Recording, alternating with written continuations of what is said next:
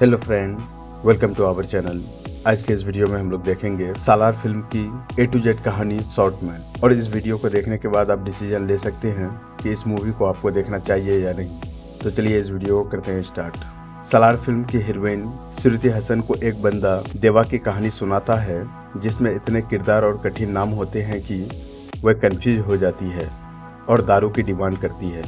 कुछ ऐसी ही हालात सालार देखने आए दर्शक की होती है। निर्देशक प्रशांत नील ने लंबे लंबे वॉइस ओवर के जरिए कहानी को सुनाया है और बीच बीच में एक्शन दृश्यों को भी दिखाया है। इससे स्पष्ट होता है कि संवादों के जरिए ड्रामा को दिखाने में उनकी ज्यादा दिलचस्पी नहीं है और सिर्फ हार्डकोर एक्शन के जरिए दर्शकों का मनोरंजन करने में उनका यकीन है। प्रशांत नील ने KGF के 2 चैप्टर बनाकर दर्शकों का ध्यान खींचा था। सालार में भी उन्होंने अपनी काल्पनिक दुनिया बनाई है। खानसार नामक एक देश जो भारत में लगा हुआ है, लेकिन दुनिया के नक्शे पर उसका कोई स्थान नहीं है। दुनिया भर के सारे काले काम यहाँ होते हैं। काले से याद आया कि प्रशांत को ये रंग बेहद पसंद है, लिहाजा अधिकतर पात्र काले रंग के कपड़े पहने होते हैं और स्क्रीन पर भी यह रंग छाया हुआ है।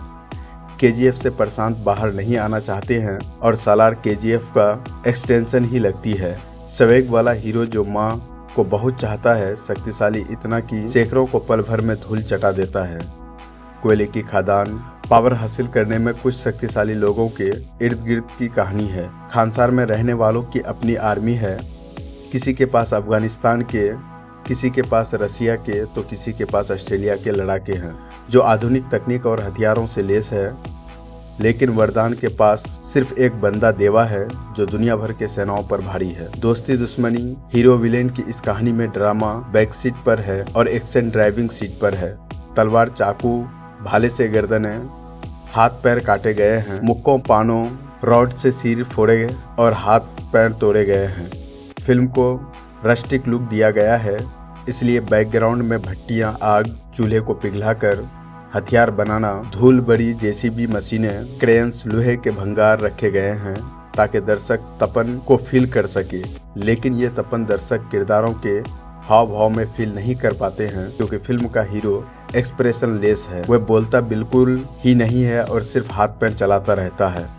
सालार में दोस्ती का एंगल ही इसको KGF से अलग बनाता है, वरना प्रशांत नील का कहानी कहने का अंदाज और कई किरदार बार बार KGF की याद दिलाती रहती है। KGF में एक्शन के पीछे ड्रामा भी था जो एक्शन दूसरे को धार देता था, लेकिन सालार में यह बात नदारद है। वर्दा जैसे किरदार जिन्हें कभी बहुत शक्तिशाली दिखाया जाता है तो कभी बेहद लाचार, इससे फिल्म कमजोर पड़ती है। सालार को 2 भागों में बनाया गया है। सालार पार्ट 1 सीज ऑफ फायर के अंत में कुछ प्रश्नों को छोड़ा गया है जिनके जवाब दूसरे पार्ट में मिलेंगे। निर्देशक प्रशांत नील ने यह फिल्म एक्शन लवर्स के लिए बनाई है और उन्हें भरपूर एक्शन देखने को भी मिलता है। लेकिन कहानी में नई बात या ड्रामा पावरफुल होता तो इस मूवी को पसंद करने वाले की संख्या ज्यादा होती। प्रशांत ने पहले घंटे में दर्शकों को उलझाया है। कुछ ऐसे घटनाक्रम दिखाए हैं जिसको लेकर दर्शकों के दिमाग में सवाल पैदा होते हैं और फिर उन्होंने धीरे धीरे जवाब देना शुरू किए हैं। सिनेमाटोग्राफर भुवन गौरव के डार्क टोन में फिल्म को शूट किया गया है। कम लाइट्स रखते हुए उन्होंने ब्लैक कलर की थीम को अपनाया है। एक्शन दृश्य बेहद सफाई के साथ शूट किए हैं और उनकी सिनेमाटोग्राफी लाजवाब है। एक्शन फिल्म का प्लस पॉइंट है जिसमें स्टाइल कम और मारकाट ज्यादा है।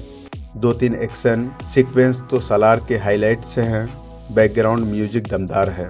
तो दोस्तों, आज के इस वीडियो में इतना ही। अगर ये वीडियो आपको इन्फॉर्मेटिव लगा है तो इस वीडियो को लाइक और शेयर करें तथा इस चैनल में बने रहने के लिए इस चैनल को सब्सक्राइब करें।